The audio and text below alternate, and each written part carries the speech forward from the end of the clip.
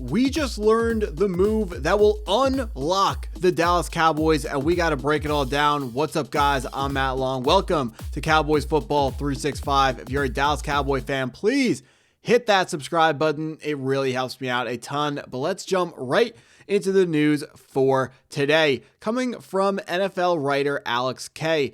Travis Etienne would be a sensible choice for a Cowboys team that should be feeling desperate for some backfield stability. The team hasn't fielded the same Week 1 starter in consecutive years since Ezekiel Elliott departed for the first time in 2022. But Etienne could fill that void and hold down Dallas's running back one job for the next few years. Etienne projects to be a strong fit in head coach Brian Schottenheimer's scheme as well, despite eschewing the chance to spend big bucks or use premium draft picks on running backs.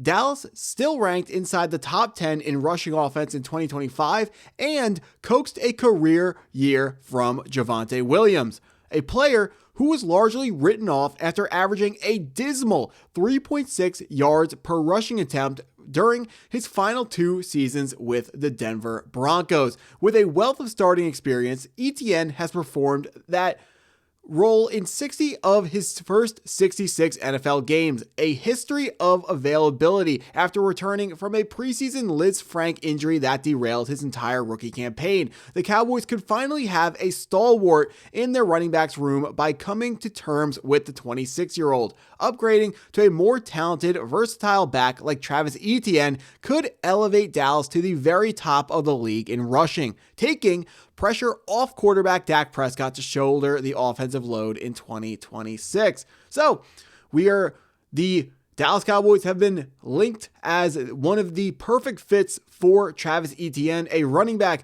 who is about to become a free agent in 2026 once the free agency period gets underway later on in the year. Every single season, it feels like every single mock draft outlet always wants to send us a running back in the first round. I remember it was 2 years ago now that it was every single mock draft had Jonathan Brooks to the Dallas Cowboys in round 1. And I know he was from Texas, but Jerry Jones has shown that he is too smart to take a running back in the first round of the NFL draft. He is more interested in building the offensive line and then putting an athlete at the running back position and seeing how that works, as evidenced by what happened this season. We go into the first round, we take Tyler Booker, 12th overall out of Alabama, and we put a cheap, I don't like talking down on the running backs, but sometimes I have to. We find a cheap option in Javonte Williams in the free agency, and he has a top 10 season because running back production is it's more based on the offensive line than people tend to realize. Everyone likes to get excited about your top running backs, but don't realize that every single season there are running backs that come out of nowhere. If you're paying attention, they're not coming out of nowhere, but they come out of nowhere because, maybe they didn't look good in one situation, but they get to a new situation where they have a good offense, Cowboys check, and then a good offensive line, also Cowboys check, and they perform better. That's what happened with Javonte Williams, and that's why the number one thing for the Dallas Cowboys to do at the running back position is to find a cheap fix. They may be being named as a great landing spot for Travis Etienne, and they are a great landing spot for Travis Etienne if we were interested in signing a running back in free agency, which strategically, Jerry Jones is not going to spend bigger money to go get a running back in free agency. I'm all in for the very cheap stuff, but we know that we don't need to spend big money on a guy like a Travis Etienne. But breaking down his stats just real quick, in 2025, he had one of his best seasons as a runner, amassing 1,107 yards and 7 rushing touchdowns. His best season since 2022, where he put up 1,125 yards and 5 touchdowns. Remember, this is a player who dealt with injuries in especially his rookie year. I mean, I swear I remember him missing a lot of time due to him like tearing his ACL coming out of Clemson, but apparently it was a Liz Frank injury, according to our insider right here. But this kind of, naming the Cowboys as the perfect fit for Etienne kind of clashes with what we've been hearing out of the Cowboys camp, which is they want to re-sign Javonte Williams. They like what they saw out of Javonte last year because, of course, who wouldn't? He was taken out of UNC in the second round a couple of years ago. So we know Javonte Williams has talent. It hasn't been a talent issue with this guy. He just needed the right situation. But now the question is, are you willing to sign the $7 to $9 million per year price tag that Javonte Williams is about to command? And we have it here from Abby Jones, who is a reporter for the Dallas Cowboys, credentialed reporter. She has access to the media sessions with coaches, got access to everywhere that is legitimate. So if you haven't heard of this insider, she is absolutely legit. And she writes, Stephen Jones said they want to bring back Cowboys running back Javonte Williams on a multi-year deal.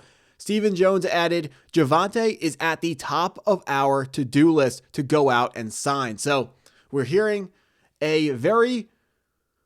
it's a very strong drumbeat, and it's very consistent with Javonte Williams. The Cowboys, they want to re-sign him. Every time someone in the media asks, is Javonte Williams coming back? It's always, yes, we're going to re-sign Javonte. We're going to re-sign Javonte. We're going to re-sign Javonte. However, it's still, the question has to be asked, is it smart to re-sign Javonte Williams? Because we just saw this season, Javonte Williams signs for cheap money in the offseason, is running behind a pretty good offensive line. Now, it's not how good the offensive lines used to be in the 2010s with Tyron Smith and Travis Frederick and Zach Martin, but it was a pretty good offensive line. We're going to get Tyler Guyton back next season. We have two opportunities to add a good right tackle. I don't like talking down on the players, but Terrence Steele did not have a good season.